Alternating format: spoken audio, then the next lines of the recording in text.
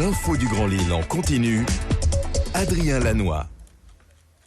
Bonjour à toutes et à tous, bienvenue sur Grand Lille TV, vendredi 21 octobre, il est tout juste 7h30, très bon réveil et bon appétit à vous qui prenez votre petit déjeuner avec nous.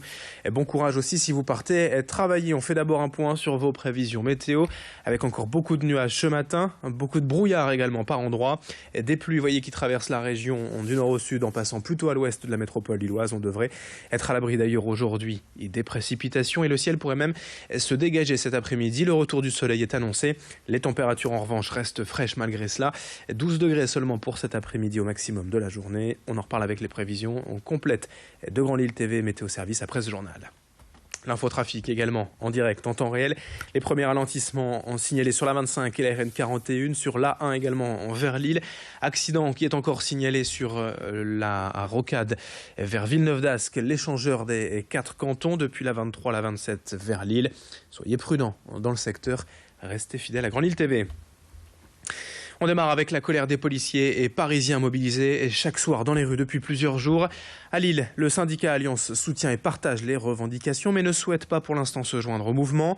Les forces de l'ordre sont depuis plusieurs mois durement sollicitées pour la lutte antiterroriste, bien sûr, et ils exigent des renforts et plus de moyens.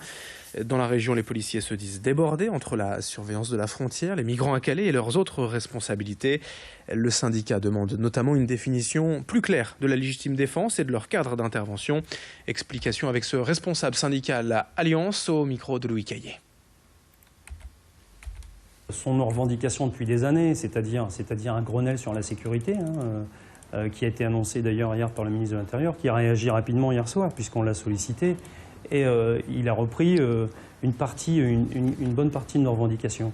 Donc, à commencer par le Grenelle sur la sécurité, qui sera mis en place dès lundi par les préfets de département, avec évidemment un tour d'horizon, et puis chacun pourra s'exprimer, les collègues, les partenaires, la préfecture, les autorités, etc. Et puis dire, voilà, là ça ne va pas, à tel endroit, voilà, pour améliorer le quotidien des collègues, notamment sur la sécurité. Autre info en images, vendredi matin, l'arrivée de 77 migrants cette semaine à Villeneuve-d'Ascq.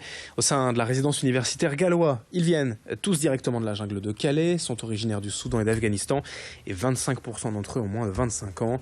L'objectif ici, c'est de leur permettre de reprendre des études à l'université. Durant leur séjour, ils seront pour cela accompagnés par les services sociaux et plusieurs partenaires associatifs. La durée de leur prise en charge dépendra de leur parcours universitaire.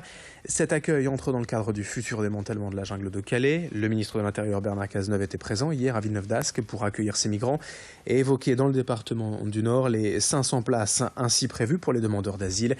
On écoute le ministre au micro d'Idil Gunaï. Nous avons dégagé un nombre de places en centre d'accueil et d'orientation qui permet de mettre tout le monde à l'abri avec un dispositif d'accompagnement associatif notamment qui vient de vous être présenté. Parmi ces populations, il y a des étudiants qui doivent pouvoir étudier à l'université. C'est ce que nous organisons ici. Je souhaite, avec la ministre du Logement qui fait un travail remarquable en articulation avec le ministère de l'Intérieur, je veux parler d'Emmanuel Cos, que cette opération soit une opération totalement et exclusivement humanitaire. Il n'y a pas de raison d'attendre et de laisser davantage dans le froid, dans la boue, ceux qui sont à Calais. L'actualité est sociale encore avec cette action de la CGT hier après-midi à Lille devant le magasin Camaïeu de la rue Gambetta. L'objectif était d'informer le public quant aux actuelles difficultés des salariés du groupe. Le syndicat dénonce entre autres la dégradation des conditions de travail, la baisse des effectifs et les bas salaires. Exemple, hier après-midi, il n'y avait que 2 employés présents pour gérer le magasin. Récemment, la direction a accordé une augmentation collective de 0,5% des salaires de base des employés, soit environ 5 € par mois selon la CGT. Mais rien n'a été validé pour les agents de maîtrise et les cadres, ce qui veut dire qu'une majorité de salariés ne sera pas augmentée, selon le syndicat. Explication complémentaire avec l'un de ces manifestants rencontrés donc hier devant le magasin au micro de Louis Caillé.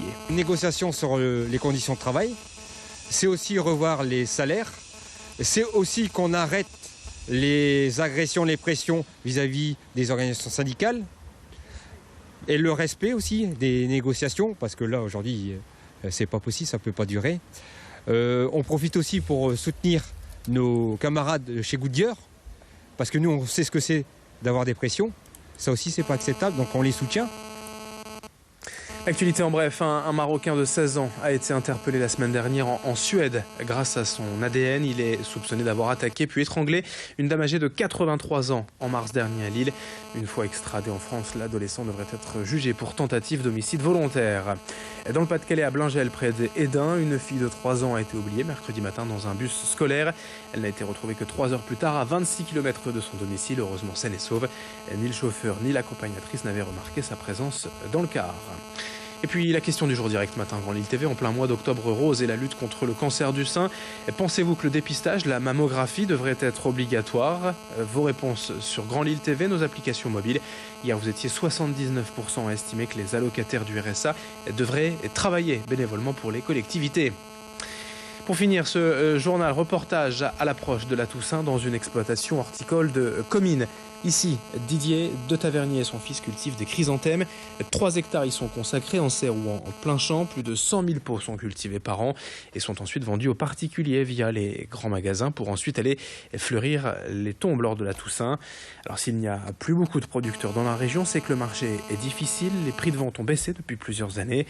La fleur est également difficile à cultiver. Elle met 6 mois à pousser et demande régulièrement de l'attention.